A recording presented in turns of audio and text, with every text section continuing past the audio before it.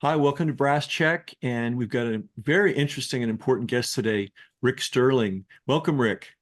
Yeah. Hi, Ken. And I actually think this may seem grandiose, but I think this is maybe one of the most important interviews I've done in ever, and certainly in a long time. And here's the reason for that. Um, he who controls history controls the world. And that is not a theory, and it's certainly not a conspiracy theory. It is literal truth. It's as true as water boils at 212 degrees. And how is history controlled? Well, how do you control history? Number one, you erase the real history and you replace it with your own. And we're all busy doing whatever it is we do, and we kind of rely on the media and our schools to tell us reality. And if they've controlled those two realities and we're being told a false history, we will accept a false history until someone comes along and tells us otherwise. Um, I stumbled on this just a couple of weeks ago, this whole concept that we're going to get into with Rick when I saw that the Israelis had a plan to build a canal from the Red Sea all the way to the Mediterranean, conveniently through Gaza, and they were going to use 500, I believe is the right number, of mini atom bombs to help do the digging. And I saw that and I went, whoa, President Kennedy never would have gone for that. And then I looked at the date. He had already been killed by the time this proposal came out, but it came out relatively after, not that long after he was killed. And then I started doing more digging, and that's when I came up with Rick's article, which I want to tell everybody about right now. And we're going to discuss it in detail. It's at mintpressnews.com, and the headline is From Dallas to Gaza. The JFK assassination was good for Zionist Israel. Now, that might have been put on by the editor. It might not have been your title, but maybe it is. And we're going to talk about because so let me set the stage, and then we're going to get into it. If you were just born yesterday, you would assume that the United States was always gun ho for Israel, Israel uber alles, and I'm using that phrase specifically. Anything Israel wants to do is fine. That every president was all for it, all in. It's an American tradition. Not quite. Maybe that's the place to start, Rick. Yeah, well, I'm glad to be here, Ken, and I think it is important. We're all very aware of the disaster currently unfolding in Gaza, where 35,000 people at least have been killed so far, where another 65,000 or 70,000 have been injured, where the hospitals have been destroyed, where medical doctors and staff and ambulances and aid workers have been killed by the hundreds. It's just a total disaster happening, with the awareness of the world. I'm really happy to see the students at Columbia University, NYU, and around the country coming out, UC Berkeley. It's really it's so important that we all express our outrage at what's going on in whatever way we can. This disaster that we're seeing now doesn't have to have happened. We're going to have to do what we can to stop it right now, but the roots of it go back to the Kennedy assassination, and I'm going to go into why I say that. Um, I became aware of JFK's foreign policy after reading the book JFK and the Unspeakable: Why He Died and Why It Matters, and it was written by James Douglas.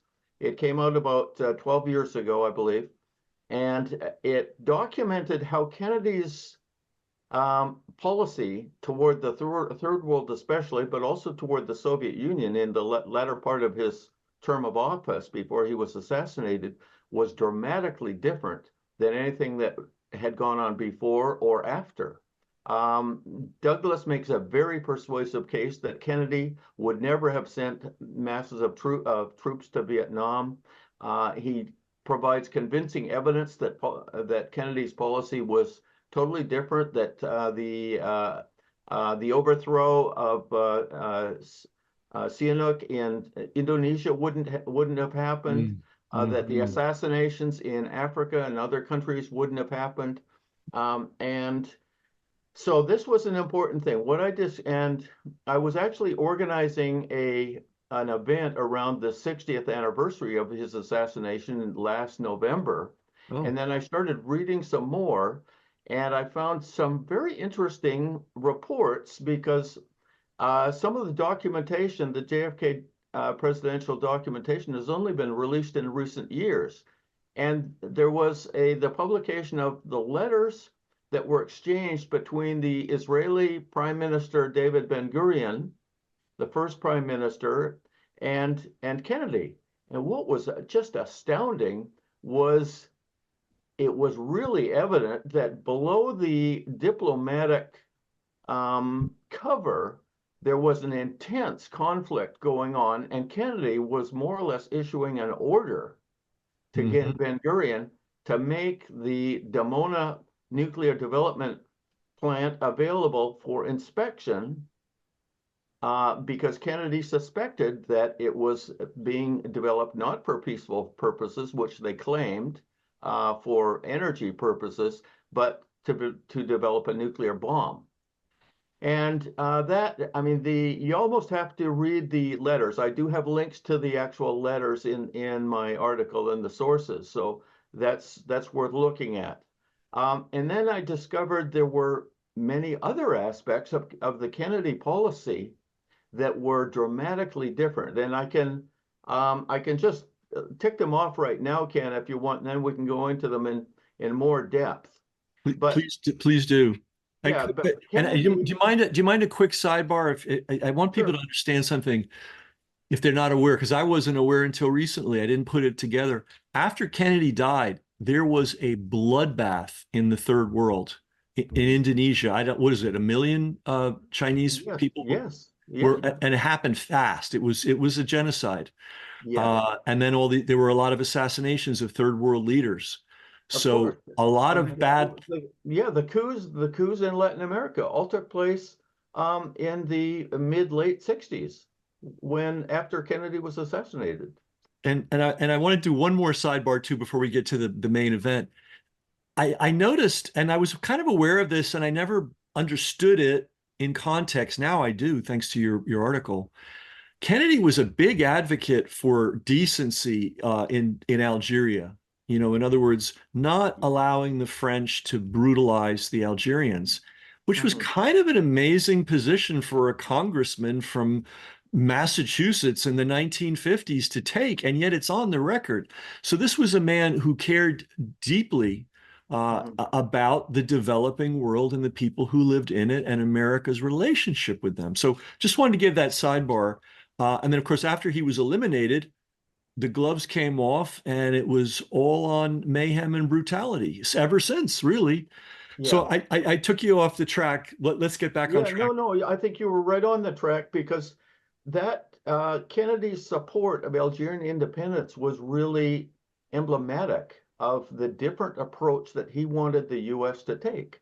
Of course, France was a NATO ally, and here was Kennedy as a congressman arguing strongly. In fact, he delivered a 7,000 word address to Congress talking about the importance of supporting Algerian independence. The days of colonialism were over.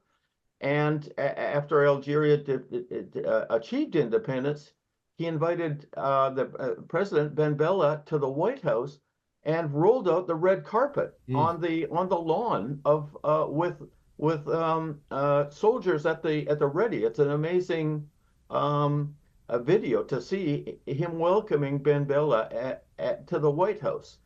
Regarding Indonesia, that was an extremely important coup that took place there after Kennedy's assassination. Well, Sihanouk had, Sukarno, I mean, had invited Kennedy to visit Indonesia, and Kennedy had accepted. And then, of course, he was assassinated. And then you had Sukarno being overthrown and removed from power, and the 1 million deaths, the death squads being unleashed.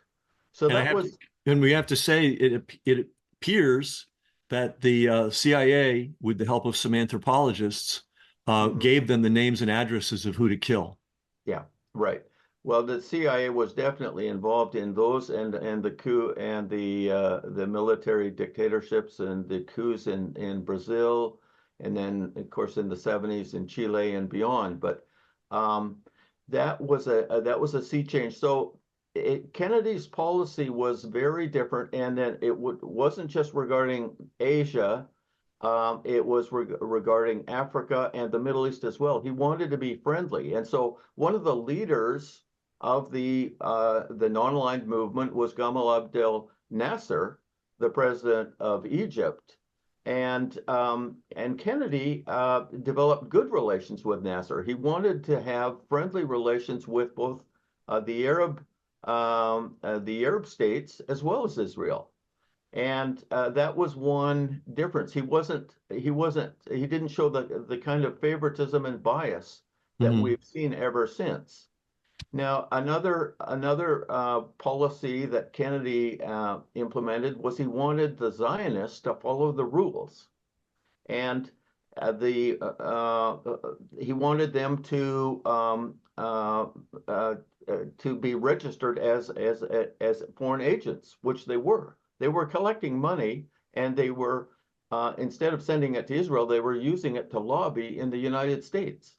And so the Department of Justice under Kennedy was demanding that the predecessor of AIPAC, the Zionists of America, and AIPAC was born, or the American Israel Public Affairs Council. AIPAC was actually born in early 1963, given birth by the Zionists. But in any case, the Kennedy administration was demanding that they should register as foreign agents. And and Another, and sorry to interrupt, but just so gives people a context for that, if you are representing a foreign nation yes, in our country and spending money on it, you need to register. That's the law. You can't just willy-nilly be the agent of, Afghanistan or Bolivia or something. right. Everybody registers. But Israel somehow wanted an exemption to that, and apparently they've received it. Well, they basically they just floated it. They stalled and stalled and stalled, and then after Kennedy was assassinated, the demand was dropped by the Department of Justice. And there again, you have to look at when you look at the actual Department of Justice letters and memos and the response of the Zionists, it's pretty astounding. You kind of almost have to look at the original sources to see the intensity of the exchanges. And of course, Um, when you're talking about the Department of Justice, you're talking about Robert Kennedy. exactly, it was under RFK. So what that would have meant was that if you're required to register as a foreign agent, you have to, number one, account for where all your money comes from, and you have to account for what your activities are. Hmm. And they did not want to expose that. And in fact, they said in one of the exchanges, and again, I recommend to people who are curious about this more to look at some of the actual letters and exchanges, which are linked in my article. Um, what they the Zionists of America said that if they were required to register as foreign agents, they would lose ground to the American Council for Judaism. That the American Council for Judaism may overtake them. Now, of course, the Department of Justice said, "Well, that's an internal matter." But that just points to the fact that the American Council for Judaism was an anti-Zionist organization that was very that still exists. In fact, they republished my article.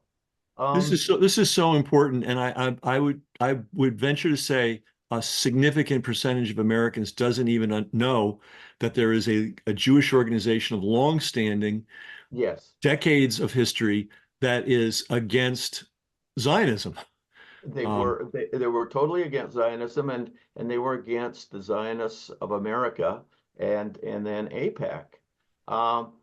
and so and they were very influential. And then of course later on they became less influential, and the Zionists really, I think, gained dominance in the American Jewish community after the 1967 war. I'll get into that a little bit more. But the point was that the JFK wanted the Zionists to follow the rules. They were acting as agents for a foreign country, so they should register. And his Um, and his brother's Department of Justice was yeah, attempting to exactly, enforce that. exactly. The third point was that there was something after the State of Israel was created in 1948.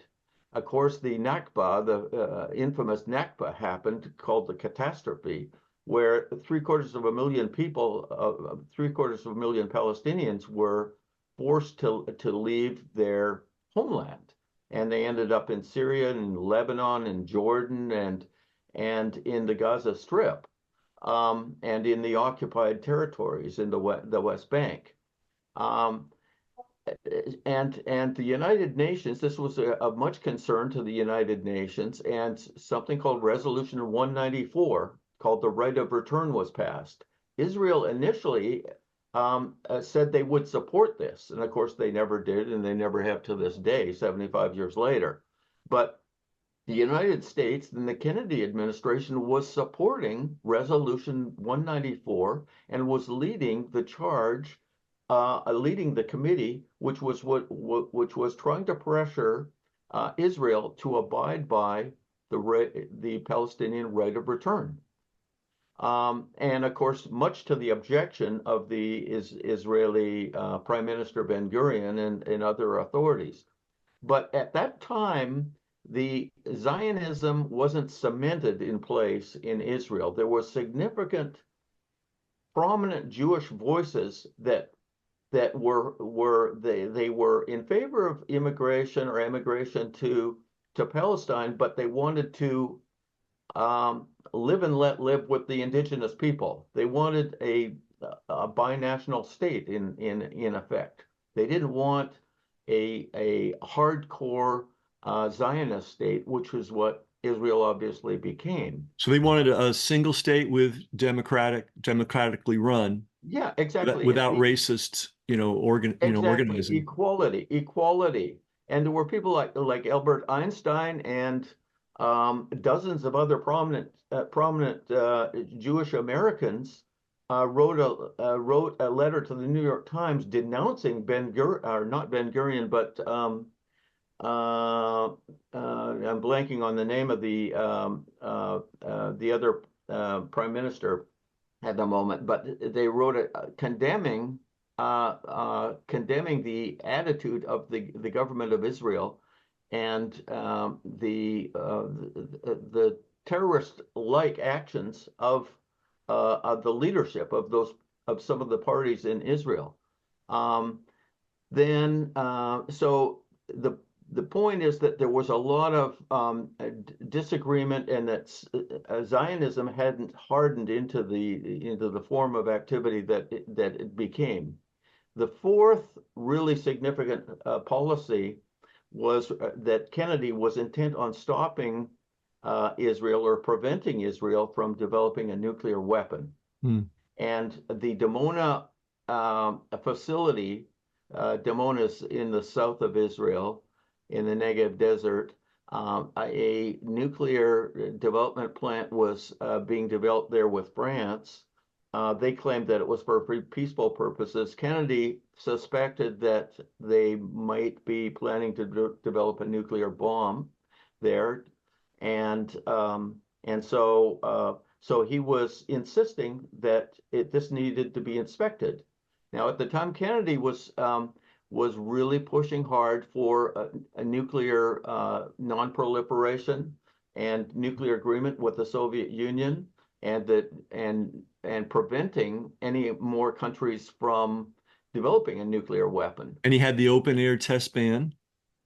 Yeah, He exactly. was an Exactly. activist on this. That's right. And I mean, there's a famous speech at American University in June of 1963, where, people can just look it up and listen to it. It's a 20 or 25-minute speech where they call that his peace speech. Um, because he was outlining a different kind of a world where we weren't in conflict, where we had peaceful competition. There was no question that the United States was different than the Soviet Union, but he said that we can recognize that that the Soviet Union has many positive values, and that we should compete peacefully. Um, so so and everything. So this was in June of 1963. This speech, the development of the nuclear of the plant at Dimona was going active at the end of 1963. We had the Justice Department demanding that the Zionists of America register, including AIPAC, register as agents. All of these things came to a head in 1963. And then, of course, Kennedy was assassinated on November 22 that year. LBJ became president, and I didn't realize beforehand what a dramatic change that meant in terms of policy. I did not know the extent of the change in policy regarding foreign policy. I think. But we knew the Vietnam War got escalated, but this other issue, which is huge, I didn't know about it. You're an informed person. You didn't know about it. Mm-hmm. They've done a very good job of hiding this and changing the narrative. Yeah, you're exactly right. It's been very well covered up. And even yeah, I mean, I'm a little bit surprised that James Douglas didn't do more on that. Now, James Douglas is finishing up a new book, which is going to talk about the four assassinations of JFK, RFK, Martin Luther King, and Malcolm X. And I expect that to be a blockbuster book because he does tremendous amount of research. And I know James Douglas, a friend of mine, is a friend of his, and he Oh, read my article and he liked it. well, So good, good. um, I mean, there's so there's three other men, Robert Kennedy, and we already talked about his role in trying to keep mhm, the Zionist machine under control, frankly, mhm, at least within the United States borders. mhm, Uh, and now you look at Martin Luther King, he did comment on Palestine, I believe. mhm, I heard a speech, but now with AI, you don't know if people are making things up, but it seemed very clear. mhm, And, Malcolm X had gone to Mecca and come back radicalized in one way and de-radicalized in another way. He was de-radicalized I think from his viewpoint that Black and white Americans could never find peace together. right, And right, it appeared that when he got back, he was like, oh my God, I have a whole new vision of the world. And that mhm, vision was Muslim. exactly. So his elimination uh, was also very convenient. Yeah, yeah. Right. There are all those assassinations. Then there's Olaf Palme, and there's the Secretary General of the United Nations as well. So, yeah, it was that decade was a period of incredibly important assassinations. And There seems to have been a fusion of Cold War, warriorship with mhm, pro-Zionist, no matter what ship. mhm, Uh, and mhm, but the covers seem to be, hey, we're killing all these people because they're pro-communist. We're on Martin Luther King's tail because we think he's a communist. mhm, Uh, you know, and I think some of that attitude still persists. I think there's a lot of intersection between the Cold Warriors. In fact, what happened? The Soviet Union, came apart, mhm, and the system needed a new enemy. mhm. And without missing a beat, suddenly they were beating up all the Arab and Muslim nations. Yeah, And right. it's the same people. Mhm, I have to ask you this question. We always hear about the neocons. Mhm. And so the neocon this and neocon that, and everybody names them and calls them out, and no problem there. But aren't they also highly pro-Zionist? Many of these neocons. Oh yeah, definitely. Yeah, there's always been well, for at least 30 years, there's been a very strong Zionist influence in the foreign policy, and there still is very much. And whether or not whether the person's Jewish or not, it's kind of irrelevant. Joe Biden says I'm a Zionist, so Well, were you aware, speaking, I know, right? Oh boy. Um, that's our president for yeah, now, at least. right, Yeah, right. he might be our president again for another 4 years. I just I have to editorial. I can't even believe they ran him. Don't say that, Ken. Don't. I can't even believe they ran him in the first place. It was a joke, but that's we won't spend time on that. Though I have to say something. But going back to the other shocking Democratic president, Lyndon Johnson, I came across material that says that he had family members who were influential on him, who were ardent Christian Zionists. Have you ever come across that material? I have. There's a book called The Unspoken Kennedy Truth that just came out last September, October, and I think it was rushed into publication to ahead of the November 60th anniversary of the JFK assassination. But there's a lot of information there about LBJ. He had he visited Auschwitz. He had a personal. He had some family member who was Jewish, and that was probably an influence on him visiting Auschwitz. And his main fundraiser was a Jewish Zionist. So he there was Okay, a lot of I'm sorry to interrupt. I'm going to editorialize here. I don't think, and I've talked to serious rabbis about this, you can't be yeah. Jewish and Zionist at the same time.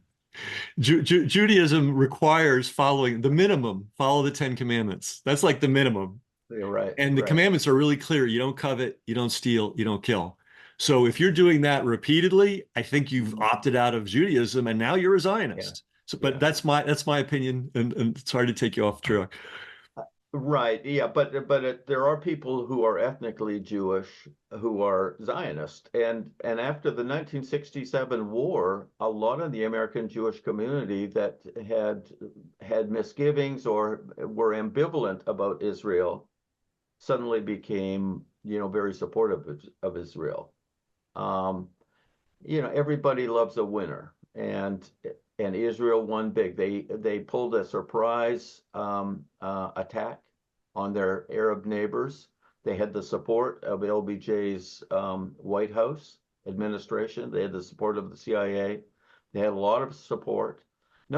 Just as a side note, uh, under uh, under Eisenhower and JFK, there was not military aid given to Israel. Um, Extraordinary. the aid was food aid and humanitarian supplies. Now, Kennedy uh, did initiate the transfer of some defensive missiles, but that was the very first military aid. Prior to that, it had all been humanitarian aid, and it was only subsequently that, of course, now there's whatever $3.3 billion every year that's guaranteed, that's military aid to Israel, and we've committed to always have enabling them to have military supremacy in the Middle East. So that was, that's another aspect of its change. But I think in terms of the influence of Israel, the 1967 war, I've written another article more recently called From the Six-Day War to from Mm. Six-Day Victory to 6-month defeat or failure, uh, Mm-hmm. contrasting, because in 6 days they demolished and humiliated their Arab opponents. Whereas, of course, we can see the failure and the defeat and all the bloodshed that's going on now. Um, but at that time, it gave a tremendous boost to Israel, and of course within that you had the tragedy of the USS Liberty. Now, probably a lot of your viewers would know about the USS Liberty, but for anyone who doesn't, just look it up. It's a pretty amazing, it's an almost unbelievable story, but it's true, and it shows the extent of Israeli chutzpah or what. It's hard to know what to call it, where they intentionally tried to sink a U.S. Communications ship, and then I believe they were going to blame it on Egypt, and Mhm. the goal was to cement the relationship between the U.S. and Israel against the Soviet Union and Egypt. But that's an astounding story of the extent of their influence even in at that time And I don't in have the numbers. 1957. I don't have the numbers at hand, but I believe they killed 70 plus But yeah, seamen that's right. Yeah, and I think it injured. was. And this wasn't one errant bomb. I mean, they strafed this thing. Oh, They they they destroyed all the first they destroyed the communication tower. They were very yes. methodical. This went on over 40 minutes. And then they destroyed all the lifeboats. Yeah, yeah, And then they yeah, came out with torpedo boats and tried to sink the boat. yeah, And I think they saved them is the the let's see, what was it? The ship was able, they were being jammed. The ship was being jammed, but I think yeah. the jamming was somehow interfering in the attack. Hmm. And Hmm. I don't know, I can't remember the technical Yeah, details, but they were able to get a message out saying we are under attack. yeah. As soon as that message got out, the Hmm. attack stopped. But Hmm. we should say this: the admiral in charge of that region called U.S. Fighter jets to come Hmm. and protect that boat. Hmm. And the Secretary of War or Yeah. Defense, Hmm. uh, McNamara, he was still around, um, pulled him back, and the admiral said, "Hey, wait a minute. I'm not pulling these planes back on your say so, sir. Hmm. You're going to have to get somebody higher up." And Johnson got on the phone and said, "I will not have my." Well, I don't know if he said that to the admiral, but he said it later. "I will not have my ally or our allies." Embarrassed. Well, Yeah. our allies were murdering our servicemen in cold blood. So if you, Right. most of our readers know this, or viewers know this, Yeah. but we Right. have, Right. and this happened in '67, and it happened under Lyndon Johnson. Yes. Yes. That never would have happened Oh, under Kennedy. oh my Um, God, no, that never. but the point is that there was a sea change with the assassination of Kennedy that has hugely affected the U.S. foreign policy.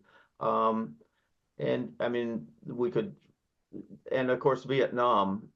Kennedy had sent special forces there, and they were, and he had increased the number of special forces there, but James Douglas makes a very compelling argument that he never would have sent ground troops or ground forces because he knew that it was futile. He knew that the Vietnamese had the support and they had the identity and the willpower to withstand anything. And why did he know that? Because he went there in 1953 Mm. when the French had Oh, half really? a million troops in Vietnam and they were fighting the Vietnamese then. And Kennedy um, spent weeks in Vietnam, and he benefited a lot from talking with a State Department staffer who was living there and who said the French are never going to win. They can't win against this in this environment, no matter how many people they send. That had a big impact on Kennedy and made him aware that of the resilience of the population, where there's a will to gain your independence, to fight against a colonial power, a foreign invader, and that's why James Douglas argues very persuasively that just on that basis alone, Kennedy would never have crossed the step. And of course, he didn't cross the step with the Bay of Pigs. He refused to authorize U.S. aircraft to go and back up the CIA trained Cuban exiles who were Mhm. invading Cuba in 1960, 61. So many directions to go here with this. And Kennedy also had firsthand combat experience in the Pacific, Yes, so he knew not a pleasant place to conducting a war, especially a jungle war. exactly. His brother died in World War II. He was injured. He knew it's not our the presidents nowadays, they have no military experience, and the neocons have no military experience. I know, and it's amazing is there's a whole industry to slur and slander the Kennedys. And here's a family that went to war. Their young men went to war. They lost one, another one, escaped with by the skin of his teeth. Hmm. They did their part, and then this whole cabal of chicken hawks Hmm. and their scribes, they can't say enough bad things about the Kennedy family. And Hmm. no family's perfect. Obviously you can find dirt on anybody. Right, Um, right. but but it's terrible. I mean Hmm. well, speaking of changing history, because that is, when you don't acknowledge the extreme patriotism of the Kennedy family, Hmm. who made the literal ultimate and these were rich. I mean, Joseph Kennedy was a rich guy. He could have Hmm. bought his sons out of the war, no problem. That Hmm. would have been the easiest thing in the world. Hmm. Um, and so I forget where I was going to go with this. But anyway, yeah, uh, a rewriting of history. Speaking of a rewrite, okay, this is where I wanted to go. Speaking of a rewriting of history, and I'm sorry I don't have the book, and I'm sorry I don't have the man's name, but I came across a video from a scholar who was talking about how John F. Kennedy was Israel's best friend, and he started and Kennedy was not an enemy of Israel. And from what I understand, Kennedy's attitude was, look, there's a whole region there with many, many, many tens of millions of people, and Hmm. Israel is part of the puzzle, and they need to get along with it, and everybody needs to get along. But anyway, there's some guy who's out there saying, well, Kennedy set the standard for U.S.-Israel relations. Well, I wish he had. I wish we'd Yeah. kept with his attitude. Um, do you know about that fellow, that the book that I'm referring to? I have not read the book, but I've seen references to it, and I think you're exactly right. It's part of the disinformation. Um, I think there's been a very concerted effort for ever since the Warren Commission came out to hide a lot of stuff and to disinformation is what it is. And I think Seymour Hersh wrote a kind of an attack book on Kennedy, and I think some of the stuff he admits was just flat out wrong. That he relied, Seymour Hersh has done a lot of Oh, fantastic yeah. work, of course, um, but a lot of times he's relying on CIA or other intelligence operatives, and they can disinform just as well as they can inform. In that case, I think the book claims that Kennedy had a previous marriage, and there's a lot of other stuff about Kennedy's affairs and so forth, some of which is true, but some of which is really not true. And and I think there's a lot of disinformation around his politics as well. Um, and so And uh, they've done such a good job. They apparently have induced amnesia in Robert F. Kennedy Jr. Um, and we don't need to go off on that too much, but it's so, and I know him. I've worked with him on the Fauci book, and I, I've admired him for years and years. I know he's an intelligent man. I know he's a yeah, principled man. right. And it's so mind-boggling to me that he's not aware of this history. And hopefully he's not aware of it. And hopefully somebody will make him aware of it. Uh, Right, right. Yeah. Speaking of disinformation, we have is it Jesus or Jesus Angleton? James Jesus Angleton. Okay. Now my understanding is he had the unique position of being a mole for the Israeli government in the CIA, as Hmm. well as the CIA's liaison to the Warren Commission. Hmm. Do any of these two things ring true to you from based on what you know? Oh yeah, yeah. I've just recently finished reading The Ghost, which is a good biography of James Angleton, and there are a lot of very significant and instructive details in there. Like now, Angleton was the head of CIA counterintelligence, and he was unaccountable to anyone. Uh, he was at the top echelon of the CIA, in charge of all of the agents that they've got going in various places, and all of the the spies working in the Soviet bloc, or in other countries. And of course, he had James or Lee Harvey Oswald, of course, was in the military and then supposedly defected to the Soviet Union and then came back.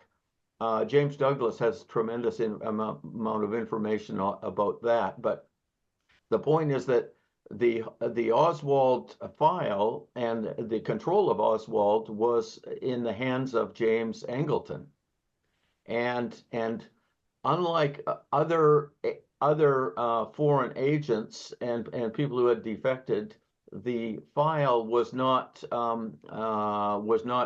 part of the department. It was under Angleton's strict personal control, which the other significant or another significant fact is that Angleton, despite having grown up or having lived part of his youth in Italy and having been a fan of Mussolini and Italian fascism, he became a staunch Zionist. He had tremendous hatred for the Soviet Union, and he developed at the same time he developed a great fondness for Israel and for Zionist Israel in particular.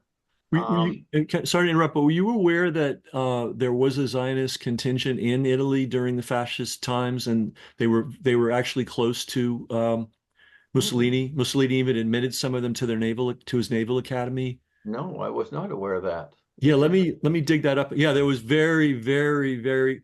Who's the mastermind of revisionist Zionism? The famous name. I'm drawing a blank on it. The Uh, big guy. Anyway, he was fluent in Italian. oh, He was okay. a linguist who was fluent in Italian. Hmm. So good. We have some things we can share then. Yeah, I'll dig yeah. that up and send it to you. Right, right. So Angleton, and there are a lot of other interesting connections. Of course, Angleton was very upset after Ellen Dulles was fired from the CIA by Kennedy, because of the failure of the Bay of Pigs and because of disagreement over policy. Angleton was upset about that. Angleton would have been very knowledgeable and also very upset about Kennedy's efforts to stop Israel from getting the nuclear bomb. In fact, Angleton was involved in, and the author of The Ghost goes into this. Angleton was indirectly involved in Israel acquiring the uranium that went into the processing at Dimona from a nuclear plant in Pennsylvania. Um, so Angleton was a Zionist. He was the CIA connection. He was in charge of CIA relations with the Mossad, the Israeli version of the And CIA. that's above ground. That's not when I call him a mole, that's Mhm. maybe an interpretation, but he had an official Oh, capacity to interact with no, the Mossad. yeah, it was well known that he was in charge of those relations. So there was a lot of let's put it this way, he had a big motive, being intensely anti-Soviet, being intensely in favor of the kinds of things that went on after Kennedy was assassinated, in terms of whether you call it the coup and the bloodbath in Indonesia, the military dictatorships in Latin America, the breaking of relations with Nasser and Egypt, supporting Israel in their aggressive campaign against Egypt and Jordan and Syria. So Angleton was he was the key person. I think he has to be considered the key suspect for being the manager, or one of the managers, of the assassination of JFK. Was he also the CIA liaison to the Warren Commission? Is that correct, or is Well, that no, uh, the he was, Ellen Dulles was on the commission, so right? Of course, yeah. Talk about the hen house, the chicken in the hen house. I mean, the yes, wolf, the fox in the hen house. yes, exactly. Well, I mean, here it is, 2024, Hmm, hmm. 61 years later. And Right. again, you're an informed person. I'm semi-informed at least. Yeah. Uh, how large is the assassination scholarship community? It's vast. And yet you'd Mhm. be hard pressed to find much conversation about this Mhm. Yeah, yeah, until now. exactly. Uh, there's a good quote that I include in the article, which is that in 1960, JFK was running for president against Nixon, and he delivered a speech to the Zionists of America because he was trying to get their support and some of their campaign donations. So in the speech, he says various complimentary things about Israel and the Jewish community, but then he says, "I cannot believe that Israel will forever want to be a garrison state Mhm. surrounded by hatred and fear." And that is so true today, because it is a garrison state surrounded by fear and hatred. Yeah. And that's what it became. It hardened into that, where it's unwilling to compromise. They've rejected all the claims of the Palestinian right of return. All of those hundreds of thousands of, and now millions of refugees. And I've been to the Palestinian refugee camps Mm. in Lebanon. It's unbelievable. They're crowded in. Uh, you can't. They've only got one or two streets in a whole in a 1 square mile, and all the otherwise you have alleyways that only vehicles or like golf carts can go through. Little ATVs go through them. Intensely crowded under terrible conditions in Lebanon, where Palestinians who live in these camps cannot have access to higher education. They Mm. can't have access to higher level jobs. It's and talking to them, they still believe in the right of return, and Well, I they mean, haven't given that up. the funny thing is the Israelis believe in it too for themselves. Yeah, I mean, yeah, that is the I supreme mean, irony. utter Yeah, madness. Anybody who declares they're Jewish can move to yeah, Israel, get a passport, and become an Israeli citizen. yeah, yeah, Whereas the people who have been displaced, I mean, yeah. and when we talk about right of return, there was a protest where people, I believe, were marching to the fences in was it in In Gaza? in 2018, yeah, And they were murdered by snipers. right. 200 were killed by snipers, and thousands injured, and it was totally peaceful. So, a lot of people think the conflict began on October 7, 2023. No, it goes back 75 years, and And there's been milestones on the way. It's just got worse and worse and worse. So it's tragic. The one bright spot, in my opinion, is the outpouring of youth that's supporting Palestinian rights, including young Jewish support and activities and activism, and demanding a change. I think this is, the just as the 1967 Six-Day War, it was called, um, built up the image of this mythology of Mhm. Israel. I think what's going on now, the genocide in Gaza is going to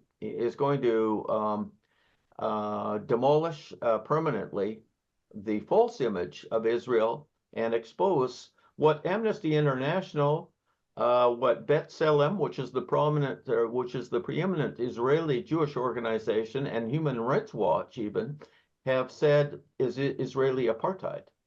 Um, so, things have to change. After the ceasefire takes place in Gaza, the root of the problem is still going to exist, and there has to be progress on that front as well. Absolutely. And yeah, I mean the place has really gone off the rails badly. And Yes. there are many very entitled feeling people there. hmm Um, hmm just a little detail that most people probably are at least vaguely aware. The Israelis had already killed, I think it was 350 people in the East Bank, hmm um, West Bank, sorry, the West Bank before October 7th in 2023. hmm I Yeah. mean, who on earth would put up with this? Right. Um, and it amazes me that there are so many so-called conservative Americans who think hmm that this is okay. hmm And some of them are cheerleading, still to this day, are cheerleading for it. hmm Uh, and then I think people on the liberal side are a little more aware, but the silence campaign, the hmm propaganda campaign, which was very strong, and they launched it at the same time they launched the military assaults on civilians in Gaza. If you hmm stick your head up, if you say anything that's not hmm complimentary of Israel, you're an anti-Semite and pro-genocide and pro-Hamas and all this. hmm hmm Um, hmm yeah. So, well, and I think a lot of this, some of it at least, comes from not knowing this history, this basic fundamental history of our nation. And I think, when Americans, I don't know how long it's going to take, start to see all the connections between John F. Kennedy's murder hmm and the fact that this benefited, it did, it's patently obvious. It benefited the Zionists, the aggressive Zionist hmm group. hmm Um, and that Kennedy was taking very clear, definitive stance, as was his brother. Yeah. They were a Right. team. Right. There's Um, been very little change in foreign policy, whether it's Democrat or Republican, since then. It's just been one war after another since Vietnam. well, tremendous amount of resources from our country started flowing to Israel under Johnson, and of course, a percentage of that comes back to pay off to Right. lobby and to bribe our congressmen Yeah. or blackmail them. Some of them, I think, have to be blackmailed. You ask them about the situation in Gaza, and they almost jump out of their skin. They're so terrified to even be on camera Yeah. discussing it in any way because they're so afraid of saying the wrong word. Exactly. Exactly. Yeah. It's really sad. And they just passed it. How many was it? Was it 20 or 30 billion for Israel the other day? And Um, of course, it goes without saying, but it needs to be said. If we tell them we're not sending them any more weapons, mhm, this thing stops today. mhm. Yeah. Right. Right. Well, Yeah, they are very dependent on the U.S., but I think the core of support that Israel had in the U.S. is diminishing very fast, and I think it's I think it's past the tipping point. I don't think they're going to recover their the the standing that they have had previously. Too many people are seeing what's going on and especially the youth is driving this, and they're not compromising. Just well, on April 15 on tax day, the San Francisco Golden Gate Bridge and highways in the San Francisco area were shut down for hours by young people demanding a ceasefire and end to the Gaza genocide. Well, an anecdote on the other side is my wife tolerates my work, not disinterested in it, but doesn't follow it closely, and really was not in had a didn't have an opinion one way on Israel Palestine. Just didn't know. What didn't wasn't her thing. Well, she's got a very clear opinion now. Hmm. And she's my generation, obviously, Right. and there's an example of somebody who wasn't really that involved. I've been interested since the day I learned about all this in the 80s. Yeah. Um, Right. but there's no question whose side she's on at this point. So we got the young people, and I think we have a silent Hmm. maybe hopefully majority of Americans growing, or at least a growing group of Americans that realizes this is besides being profoundly unfair, unkind, criminal. I mean, this is anti-American, Hmm. and it's really some people have made the point. It's anti-Semitic. Hmm. When you put a mask on and claim you're the Jewish state and then go out and commit atrocities 24/7, Hmm. you are creating by it, only you're going to create a backlash. There's Hmm. no way Right. around it. Well, the Um, Palestinians are Semitic people, so I know. And I have to say this, I don't hear anti-Semitic things of any nature coming out of any Palestinian. I'm no. sure there are some that given what they've been put through, they might be addled. But they're very focused on Zionism and the Hmm. Zionist state. Uh, Right. and I Right. find them to be, maybe you found this too. I'm experiencing them at a distance. I know some Palestinian Americans, of course, Hmm. um, but they're so dignified and stoic Hmm. in the face of this. And Yes. I don't see them getting caught up in anger and the desire for retaliation. Now, if the Zionists have killed somebody's entire family, well, that's going to no, all bets are off at that point, and it would be off for me too, frankly. Yeah. But I don't see, Hmm. demonstrations of anti-Semitism coming No. from Palestinian people. Right. Right. Yeah. It's really sad. It's the Israeli population that is infused with hatred and bloodlust and the desire for revenge over their victims on October 7. And I mean, I think Glenn Greenwald was estimating, I think it's more or less accurate, that there was about 400, not 1,200. About half of the civilians killed on October 7 were killed by the Israeli military. They had Yeah. Apache attack helicopters mowing down all the cars that were fleeing, leaving hundreds of vehicles totally destroyed. They weren't destroyed by Hamas. They were destroyed by the Israeli military. Yeah, I mean, Um, tactically, you can't light up that many cars with small but weapons. It's not going to. exactly, Yeah. exactly, and yet the hatred, the amount of hatred that's spewing forth from the Israeli majority of the Israeli population, and I mean, I don't know whether it's 10% or 20%. I hope it's more than that. There is a real core of Israelis who want peace, and they Mhm. realize they can never have security by stomping on the necks of Right. the Palestinian people. And the population is about equal.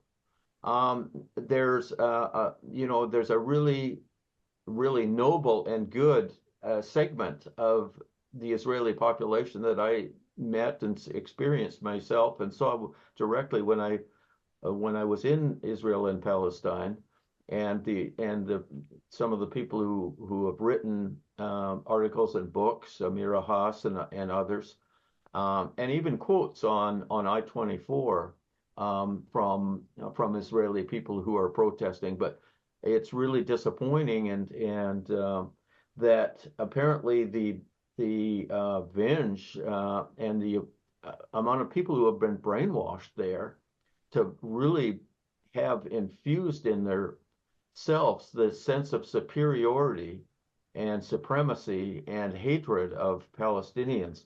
It's really sad. It has to change, but I think the world, Israel, like South Africa, is not going to change from within. It's going to take world pressure, and it's on us. Israel's had impunity for far too long. And that's what's led to where we are today. The impunity needs to end, the genocide needs to end, and the apartheid needs to end. Absolutely. And to take this full circle, one of the things that's needed is an accurate history and a blowing away of all this different disinformation smoke. And Yeah. that's what your article, which I want to remind everybody, do read this. It's Mhm. at mintpressnews.com. It's by Rick Sterling. The title is From Dallas to Gaza, the JFK assassination was good for Zionist Israel. Rick's writing can also be found at antiwar.com, one of my favorite sites for many decades now, and LA Progressive and other places too. So Rick, thank you so much for writing this article and bringing all these pieces together and giving me somebody I could interview about it and have a conversation with. And I want to encourage my viewers, this is one to share. Please really rack your brains, think of all the possible people you can send it to. This information is so rare. And yet, I think once people hear it, it's going to spread like wildfire. And I think it's going to be a big help. It's going to be a big help if people know the real history, knew what Kennedy was about, what he was trying to do, what the other side was about. And he ended up dead, and they ended up running wild. That's the history. You can't change, as was George Seldes used to say, even the gods can't change history. They can smear it for a while, but they can't suppress it forever. Yeah. Rick, thank you so much, and a pleasure to meet you too. Yeah. Yeah. Very nice to meet you, Ken. Let's be in contact in future.